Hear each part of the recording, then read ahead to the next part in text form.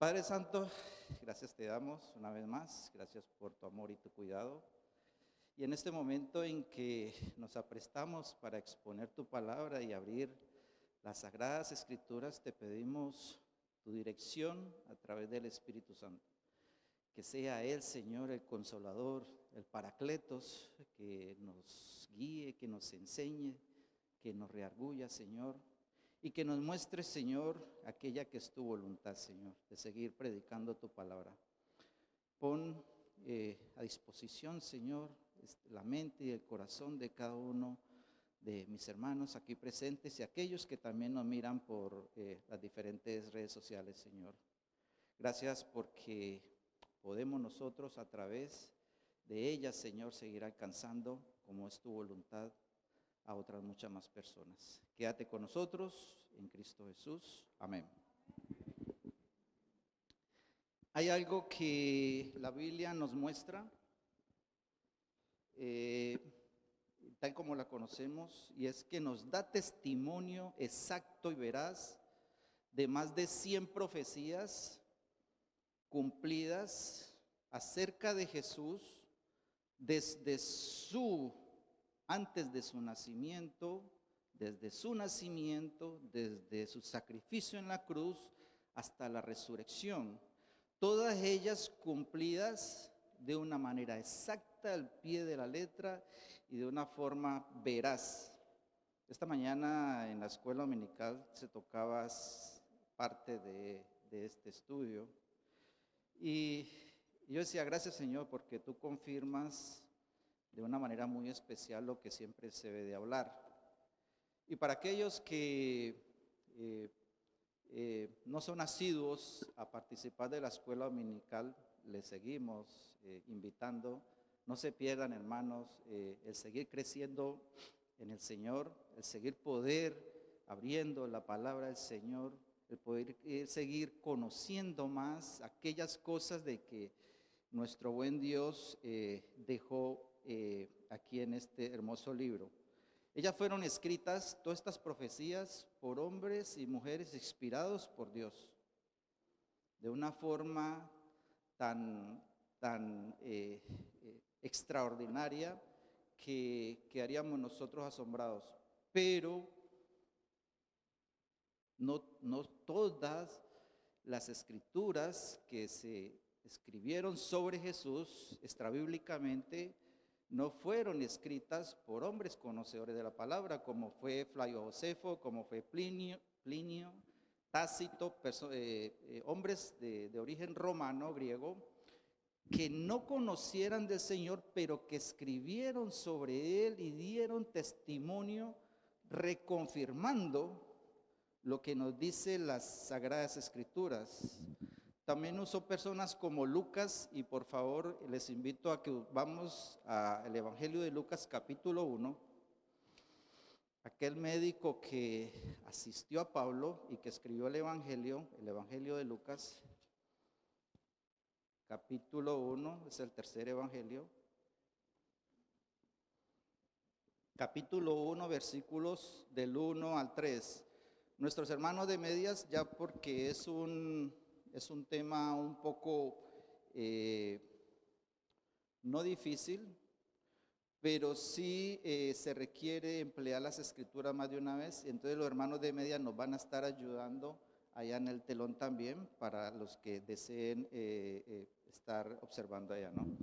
Dice así Lucas capítulo 1, versículo del 1 al 4. Puesto que ya muchos han tratado de poner en orden la historia de las cosas que entre nosotros han sido ciertísimas, noten allí esa palabra, tal como nos los enseñaron los que desde el principio lo vieron con sus ojos, estamos hablando de los apóstoles, y fueron ministros de la palabra, me ha parecido también a mí, después de haber investigado con diligencia todas estas cosas desde su origen, escribístelas por orden, oh excelentísimo Teófilo, para que conozcas bien la verdad de las cosas en las cuales has sido instruidas. Esto en cuanto cuanto a la venida del Mesías prometido. Pero ¿sabían ustedes que también encontramos en las Sagradas Escrituras no solamente la primera venida de nuestro Señor Jesucristo, que se cumplió a cabalidad, sino que también se profetizó sobre su segunda venida y su regreso? Por cuestión de tiempo voy a obviar algunos capítulos, mas sin embargo pueden, a los que les gusta tomar nota, pueden buscar en Isaías 63, Daniel capítulo 12, Zacarías capítulo 14, me encanta ese. Les exhorto a que sigan allá en sus casas con la dinámica de aprender más sobre la palabra de Dios. Solo para citar algunas de estas, porque hay muchas más todavía. Todas estas escrituras fueron inspiradas por el Señor para un propósito en especial. Pero también nosotros encontramos en el Evangelio de Lucas, San Juan, capítulo 14, vamos todos allí. San Juan, capítulo 14, por boca del mismo Jesús, sobre su inminente regreso a la tierra. Dice así: no se turbe vuestro corazón, creéis en Dios, creed también en mí. En la casa de mi Padre muchas moradas hay. Si así no fuera, yo os lo hubiera dicho. Voy pues a preparar lugar para vosotros, y si me fuere y os preparare el lugar, vendré otra vez. Estamos hablando del arrebatamiento. Y os tomaré a mí mismo, para que donde yo estoy, también ¿qué? Estéis vosotros. Entonces entendemos que si su primera venida se cumplió con exactitud, debemos creer por fe que igual será su regreso y su segunda venida. Y para esto, también conocido, el arrebatamiento es conocido también como el rapto en muchas de las congregaciones, ¿no? Pero para ello, para que podamos nosotros diferenciar en lo que es el regreso del Señor, el arrebatamiento y su segunda venida, hay que explicar primero 3-4 cosas, ¿no?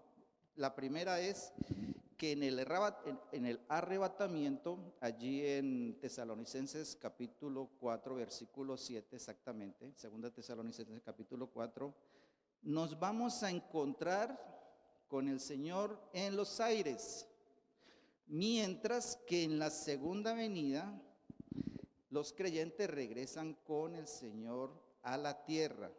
Eso lo podemos encontrar en Apocalipsis 19. Otra más, en la segunda venida de nuestro Señor Jesucristo, ocurre después de la tribulación, mientras que el arrebatamiento ocurre antes de la tribulación. Primera Tesalonicenses 5:9. Otra más, te voy marcando las diferencias entre un evento y el otro para que quede muy claro y no se confundan. El arrebatamiento será secreto, espontáneo, instantáneo, mientras que la segunda venida del Señor, dice Mateo, que todo ojo le verá, de todo el mundo le verá. El uno es secreto, el otro es muy, muy visible. Mateo 24, del 4 al 30, pueden leer o después en sus hogares. En la tribulación, por último, solo para que notemos la diferencia entre el uno y el otro, ¿no? En la tribulación se describe, y está descrita entre los capítulos 6 y 19 de Apocalipsis. Para aquellos que han leído el libro un poquito y le han dado una ojeada, que es muy profundo, van a observar que en esos capítulos de 6 al 19 la iglesia no aparece por ningún lado. Son los juicios, las copas y la ira del Señor sobre este mundo. La iglesia no se menciona por ningún lado en ese aspecto. Entonces, teniendo esto por ejemplo, decimos que entre el arrebatamiento y la segunda venida del Señor solo hay algo en común, y es Cristo Jesús el que está entre los dos eventos. Es Cristo Jesús el que está allí. La iglesia no va a estar en el momento de la tribulación. Vamos a leer aquí mismo en el libro de Tesalonicenses, capítulo 1, capítulo 5, versículo 9.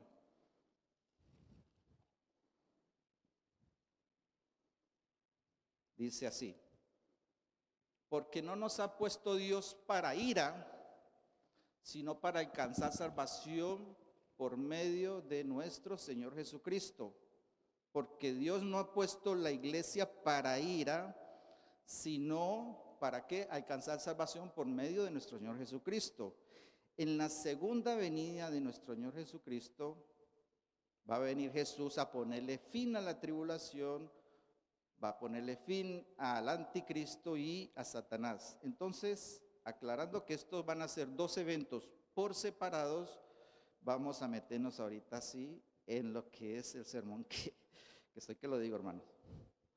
Abran sus Biblias entonces o mantengan allí abierta en 1 Tesalonicenses capítulo 4, versículos del 13 al 18. Vamos a leerlo una vez más, por favor. Dice así: tampoco queremos, hermanos, que ignoréis acerca de los que duermen, para que no os entristezcáis, como los otros que no tienen esperanza. Porque si creemos que Jesús murió y resucitó, así también traerá Dios con Jesús a los que durmieron en él. Por lo cual os decimos esto en palabra del Señor, que nosotros que vivimos, que habremos quedado hasta la venida del Señor, no precederemos a los que durmieron, porque el Señor mismo con voz de mando, con voz de arcángel y con trompeta de Dios descenderá de los cielos, y los muertos en Cristo resucitarán primero. Luego nosotros, los que vivimos, los que hayamos quedado, seremos arrebatados juntamente con ellos en las nubes para recibir al Señor en el aire. Y así estaremos siempre con el Señor. Por tanto, alentaos los unos a los otros con estas palabras. Para entender un poco mejor estos pasajes, tenemos que, como siempre les recomiendo a ustedes, acudir a la historia y el contexto de cómo se escribió esta porción de la Biblia.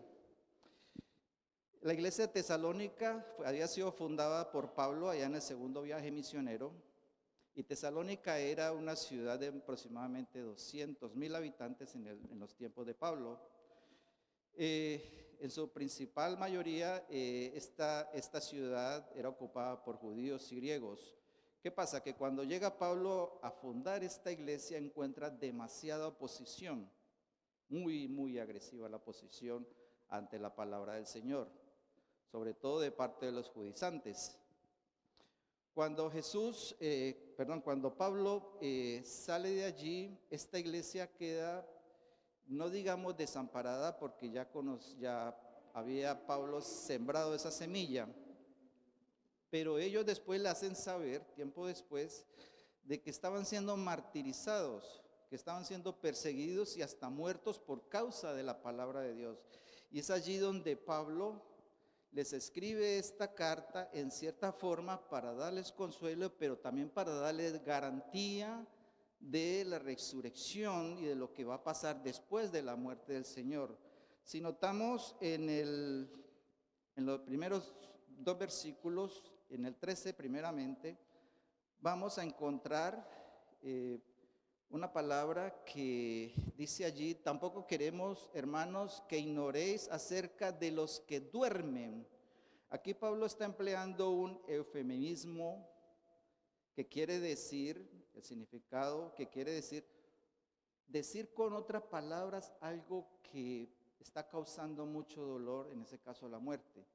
En este caso Pablo obvia decir los que murieron en Jesús, aunque más adelante lo dice, pero aquí lo que quiere decir los que duermen es los que murieron en Cristo Jesús, es lo que quiere decir. No sé cuántos han oído de esta Ellen White, la famosa fundadora de la iglesia de los adventistas, y que ellos creen sobre el sueño de las almas. Ellos cogen literalmente estas palabras. Ellos piensan que cuando una persona muere, entra en profundo sueño hasta la resurrección. Completamente caso contrario a lo que dice la palabra del Señor. Ausentes del cuerpo, ¿qué? Presentes al Señor. Hoy estarás conmigo en donde, en el paraíso. Hay muchas verdades escritas en la Biblia en la cual nos da garantía de que cuando nosotros morimos estamos en presencia del Señor.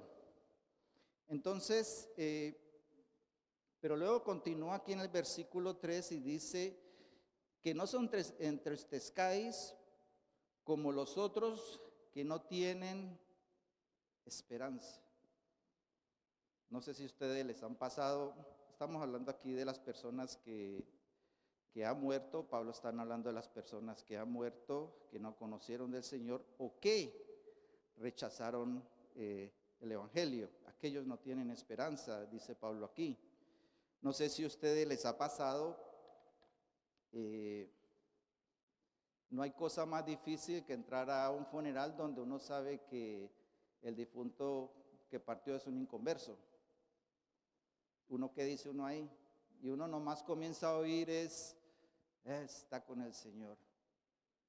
El Señor ya lo tiene en su gloria. Usted no se preocupe, el Señor. Y uno queriendo decir, porque uno conocía a esa persona, y esa persona golpeaba a la esposa, tenía 3 amantes, era borrachín, era un descarado, y oyen que está en el cielo y que lo ponen en el cielo. Bueno, allí uno tiene que guardar prudencia y decir, Señor, hágase su voluntad, y sobre todo, ya no sabemos orar por esa persona, sino por las que quedan atrás, que fue lo que hicimos mi esposa y yo en un funeral hace poco de un compañero de trabajo. Su padre murió y lloramos. No conocimos en sí la vida profunda del Señor, pero el compañero de trabajo es una persona entregada al Señor. Probablemente pudo haber habido una enseñanza de parte de su padre, gloria a Dios, y oramos en que le diera fortaleza a esa persona y a toda su familia, porque él también tenía hermanos que no conocían del Señor. Aprovechamos para hacer esa oración, ¿no? Fortaleza y que conozcan de la palabra del Señor. Muy contrario de lo que dice aquí, aquellos que no tienen esperanza, el libro de Tito, capítulo 2, versículo 13, dice, aguardando la esperanza bienaventurada y la manifestación de nuestro gran Dios y Salvador Jesucristo. O sea que nosotros aguardamos esa esperanza con anhelo y con fe en nuestros corazones de reunirnos con nuestro Creador, no como aquellos que no tienen ninguna esperanza. Ahora notemos aquí en la misma lectura, en 1 Tesalonicenses capítulo 4, vamos a seguir leyendo la porción. Versículo 14 al 16 dice, porque si creemos que Jesús murió y resucitó, así también traerá Dios con Jesús a los que durmieron con él. Ya sabemos, a los que murieron en Cristo Jesús, a los que aceptaron a Cristo Jesús. Por lo cual os decimos esto en palabra del Señor, que nosotros que vivimos, que habremos quedado hasta la venida del Señor, no precederemos a los que durmieron. Porque el Señor mismo con voz de mando, con voz de arcángel y con trompeta de Dios descenderá al cielo, y los muertos, aquí sí lo emplea, en Cristo resucitarán primero. Pablo aquí, él pensaba que Cristo Jesús iba a venir en los tiempos de él, y él se incluye allí, nosotros los que habremos quedado. O sea que Pablo también pensaba que en ese tiempo donde hubo mucha persecución, Pablo iba a ser arrebatado y esperaba en ese momento a Cristo Jesús. Y él aquí nos dice que nosotros los que habremos quedado vivos, los que estamos esperando al Señor, si el Señor viene en este momento por su iglesia, no vamos a preceder a aquellos que murieron antes que nosotros y que aceptaron al Señor.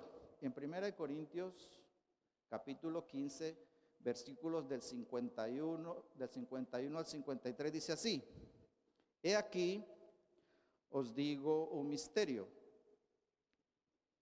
No todos dormiremos, pero todos seremos transformados En un momento, en un abrir y cerrar de ojos, aquí está el arrebatamiento.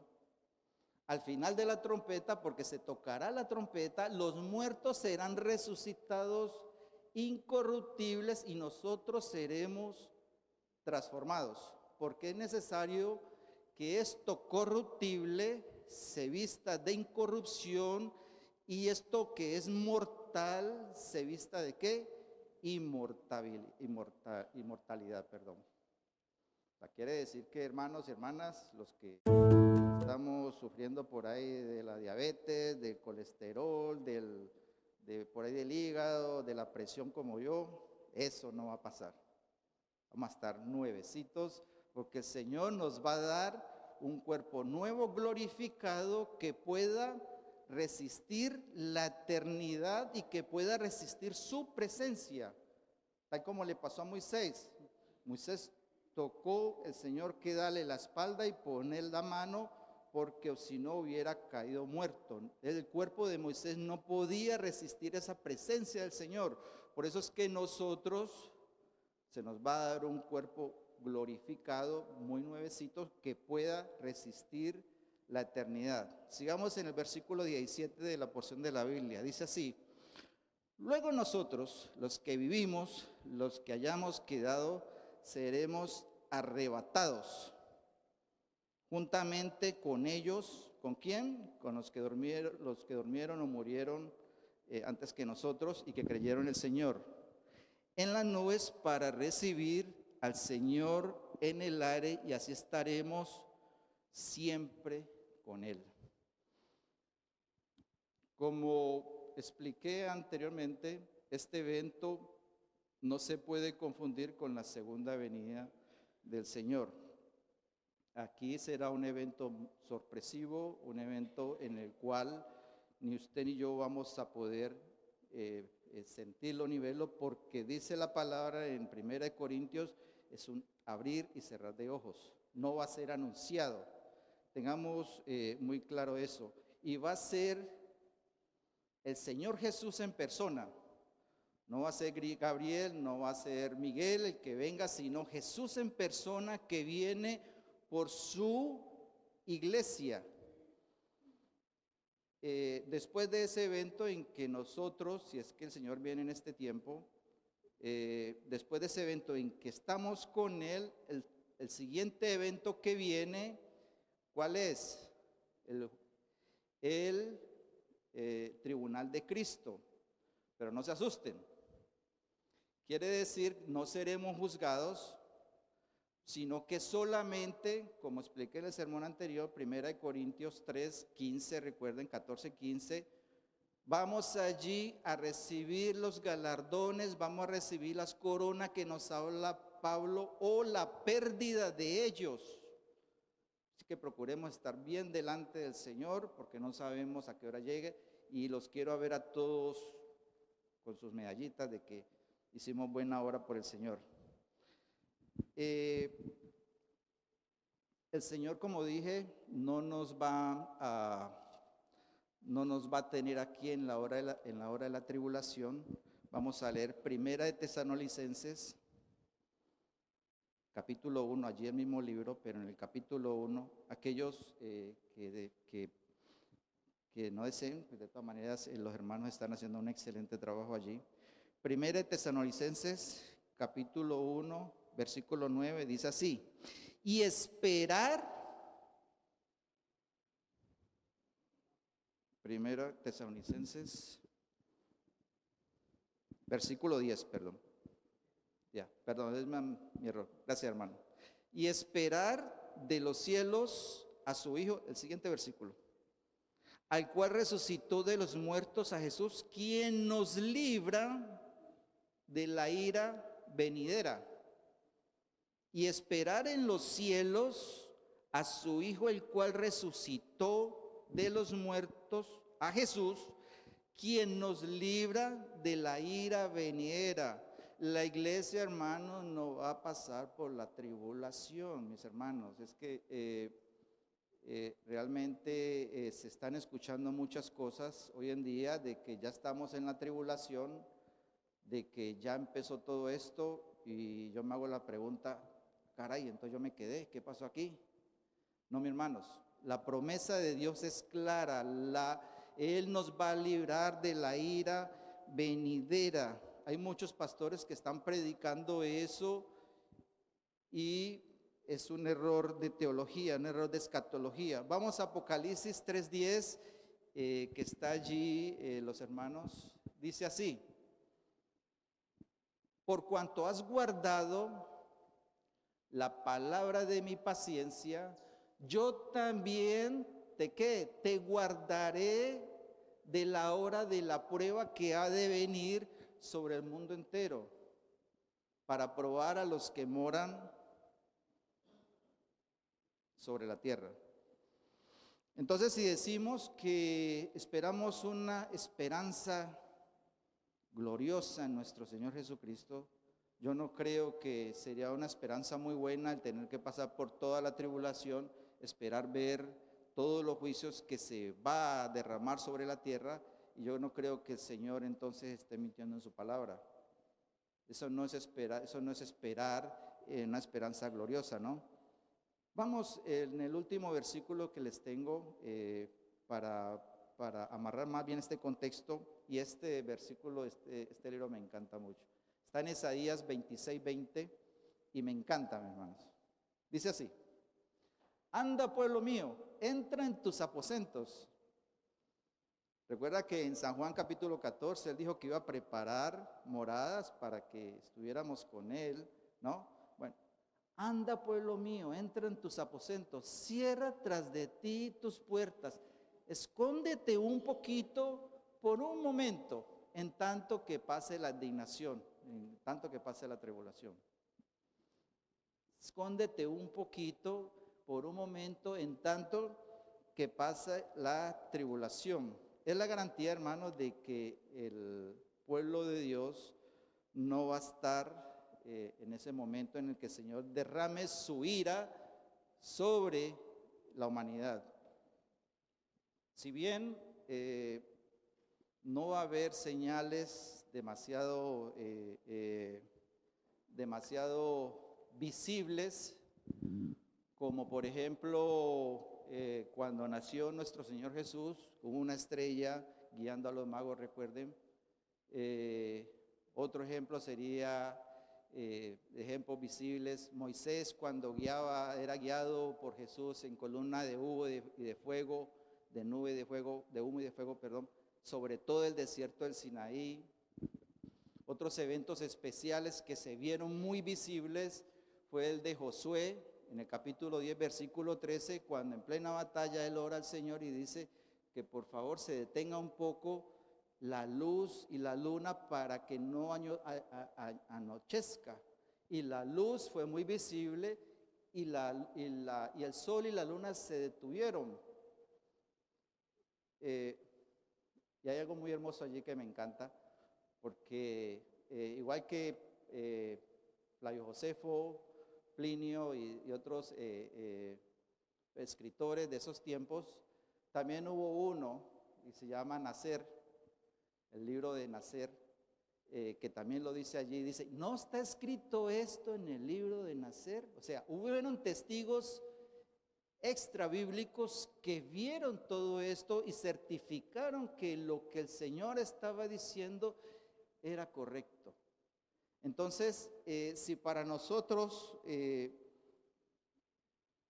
no va a haber esa clase de señales tan majestuosos que el Señor preparó, esta mañana veíamos en la clase de la escuela dominical cómo en la muerte de nuestro Señor Jesús, cómo se oscurecieron los cielos, la luna y el sol ya no dio su resplandor en el momento en que Él entregó su vida. Momentos tan especiales, visibles ante el ser humano, pero nosotros, esta iglesia, no va a ver esa clase de señales, no dice la Biblia. Para ello vamos a 2 Tesalonicenses, capítulo 2, es el próximo libro que estamos leyendo, en el cual nosotros hace 8 días tocamos una porción de este libro. Vamos a leer de los versículos del 1 al 7. Dice así, Segunda de Tesalonicenses, capítulo 2, versículos del 1 al 7. Pero con respecto a la venida de nuestro Señor Jesucristo y nuestra reunión con Él, estamos hablando del arrebatamiento, que no os dejéis mover fácilmente de vuestro modo de pensar, ni os conturbéis ni por espíritu, ni por palabra, ni por carta, como si fuera nuestra, en el sentido de que el día del Señor está cerca. Nadie os engañe en ninguna manera, porque no vendrá. ¿Quién no vendrá? Nuestro Señor Jesús, el que está hablando al principio. Porque no vendrá el Señor Jesús sin que antes venga la apostasía y se manifieste el hombre de pecado, el hijo de perdición, el cual se opone y se levanta contra todo lo que se llama Dios o es objeto de culto. Por tanto, tanto que se sienta en el templo de Dios como Dios, haciéndose pasar por Dios. ¿No os acordáis que cuando yo estaba todavía con vosotros os decía esto?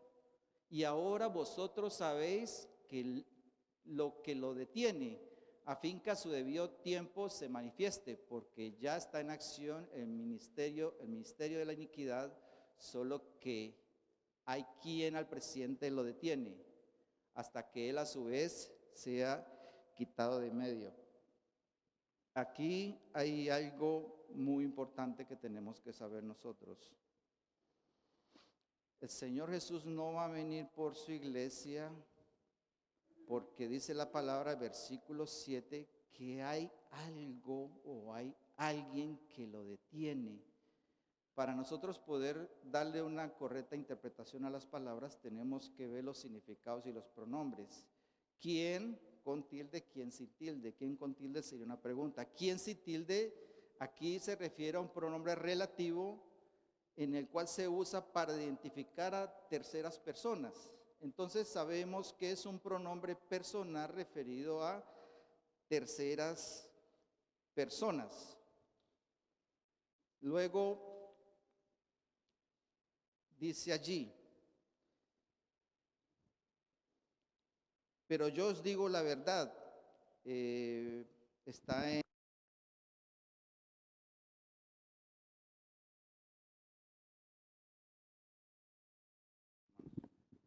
Sí, perdón. Ese quien nos lo revela el libro de Juan, capítulo 16, versículo 7. Vamos a ver quién es ese quien que detiene todavía la manifestación del anticristo. Dice así, pero yo os digo la verdad, os conviene que yo me vaya, porque si no me fuere, el Consolador no vendría a vosotros, mas si me fuere, os lo enviaré. Y cuando Él venga, noten aquí, tercera persona del singular, pronombre personal,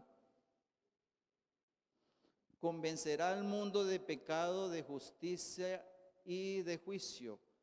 Esta porción se encuentra ya en el versículo 8 de San Juan, pero consideremos que aquí en 2 de Tesalonicenses, capítulo 2, versículo 7, dice así, porque ya está en acción el ministerio de la iniquidad, solo que hay quien al presente lo detiene, hasta que él, óigalo bien otra vez, el él, tercera persona del singular, pronombre personal, a su vez sea quitado del medio. Entonces, nosotros vemos y deducimos, porque hay personas que dicen que esa persona es la iglesia, puede ser la iglesia, puede estar en lo correcto, somos portadores del Espíritu Santo, la tercera persona de la Trinidad. Hay otros dicen que es el Estado judío, no puede ser. Otros dicen que es el arcángel Miguel el que se opone porque así como luchó con Satanás por el cuerpo de Moisés, él también está en estos momentos deteniendo. Pero aquí la palabra nos dice que es el Espíritu Santo y su ministerio con la iglesia el que no deja todavía que el maligno, en este caso el anticristo, sea manifiesto. Y dice que la palabra del Señor, que una vez que Él sea quitado en medio, o sea, cuando la iglesia sea arrebatada con el Señor, el Espíritu Santo también se va con nosotros, ya es quitado de en medio. Entonces ahí es donde el Señor en su furor deja caer la ira sobre este mundo, deja caer sus juicios y se pone bien feo. ¿Qué pasa después de allí? Lo que pasa después de allí, lo que he repetido muchas veces, viene el tribunal de Cristo en donde recibimos o no recibimos nuestras recompensas, nuestras coronas. Después de eso vienen las bodas del Cordero, mientras que los juicios son derramados aquí en la tierra. Ese proceso dura más o menos 7 años. Dice la palabra que eso es lo que dura la tribulación, 7 años. ¿Qué debemos de hacer como hijos de Dios? Para terminar, ¿qué debemos de hacer como hijos de Dios si sabemos que el ministerio de la iniquidad lo podemos ver en curso? Y estamos aquí, y podemos palpar ese ministerio. ¿Qué debemos de nosotros hacer para nosotros como iglesia? Bueno, si observamos en Mateo 24, que tocamos una porción la semana pasada, vemos que, y nos habla de Jesús y su regreso, de su venida y el juicio de las naciones. También podemos ver en el versículo 25, en el capítulo 25, podemos ver una señal de lo cual nosotros podemos aprender. Allí nos cita en el capítulo 25 la parábola de las 10 vírgenes.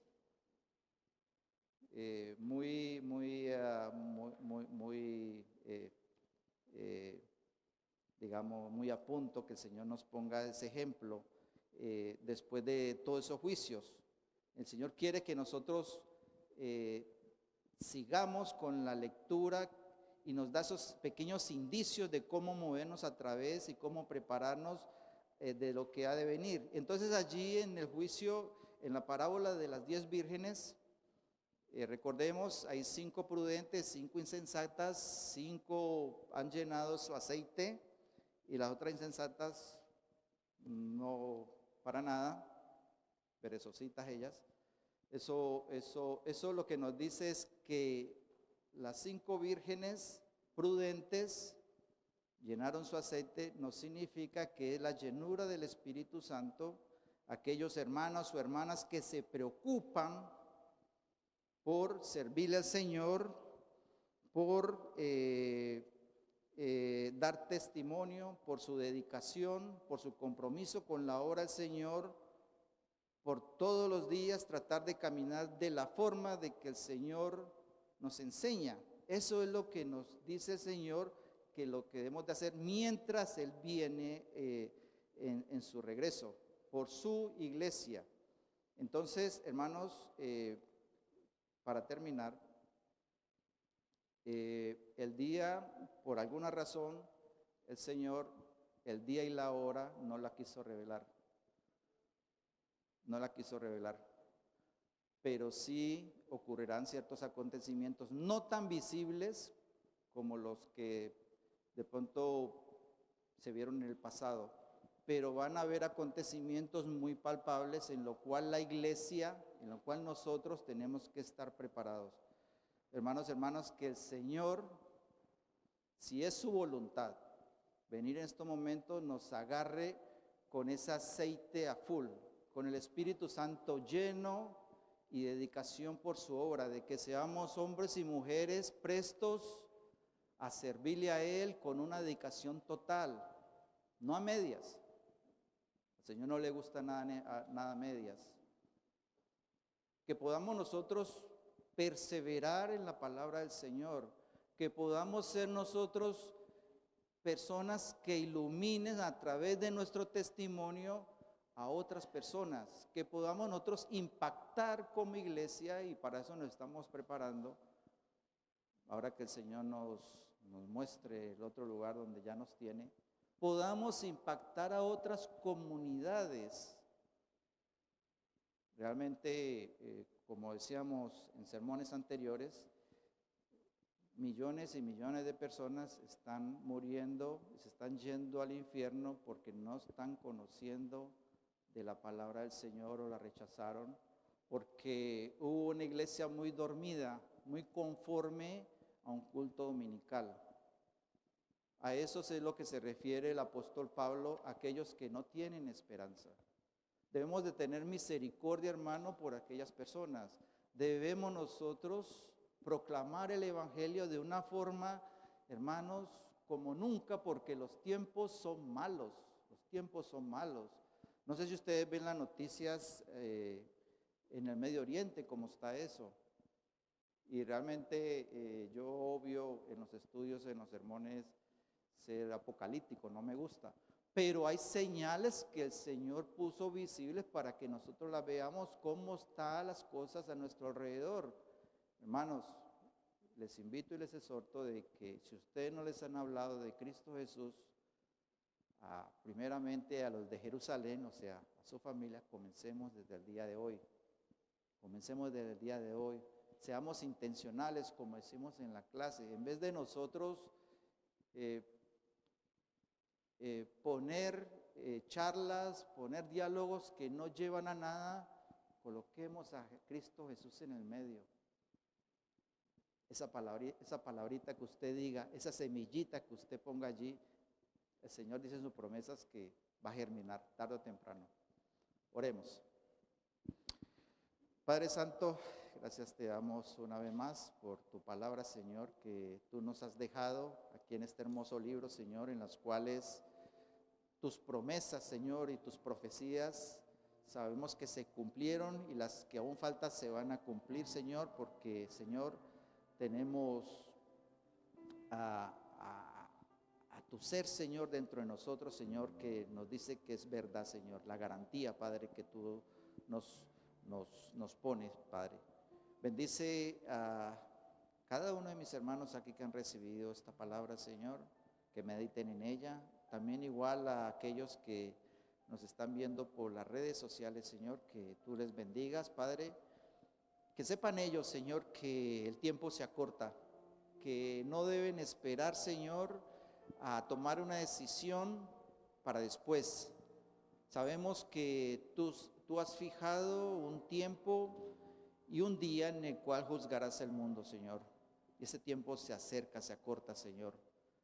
Entonces, Señor, procura que también nosotros seamos partícipes de esos cambios, Señor, que van a haber en aquellas personas que han de recibirte, Señor. Que no seamos una iglesia apática, Señor, a la proclamación del Evangelio. Que seamos hombres y mujeres valientes, Señor, para seguir, Señor, predicando el Evangelio de la salvación. Gracias, Señor. Gracias, Padre Santo. En tu santo nombre oramos, en Cristo Jesús. Amén.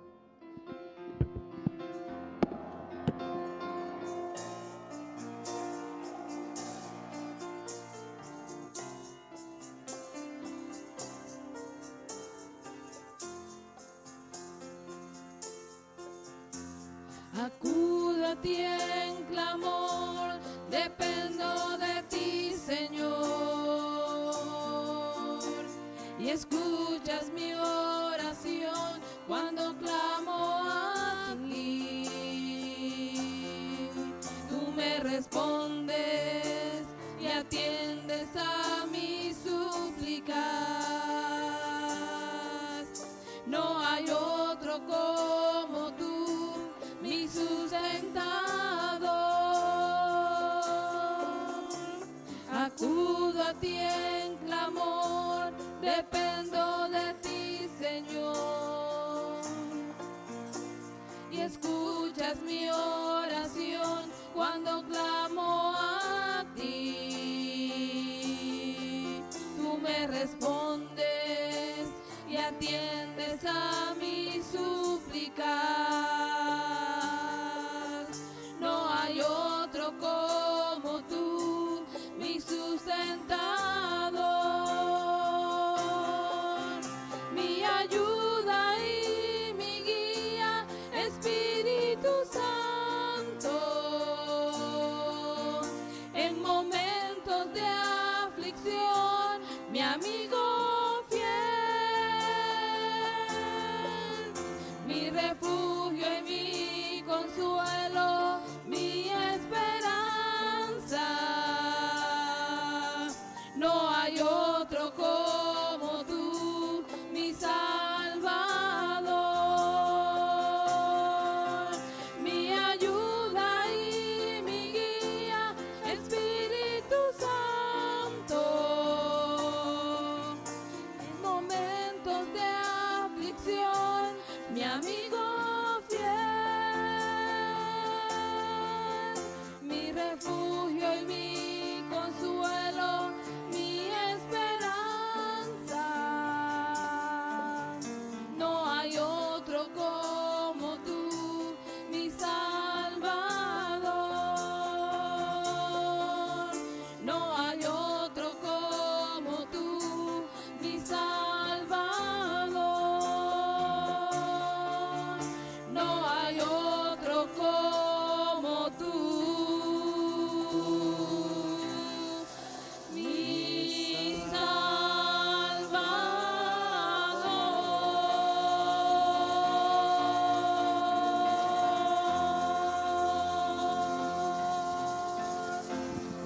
Y que ahora, hermanos, la bendición del Padre, la gracia de nuestro Señor Jesucristo y la comunión con el Espíritu Santo sea ahora con todos nosotros y por siempre. Amén, amén y amén. Gracias, hermanos.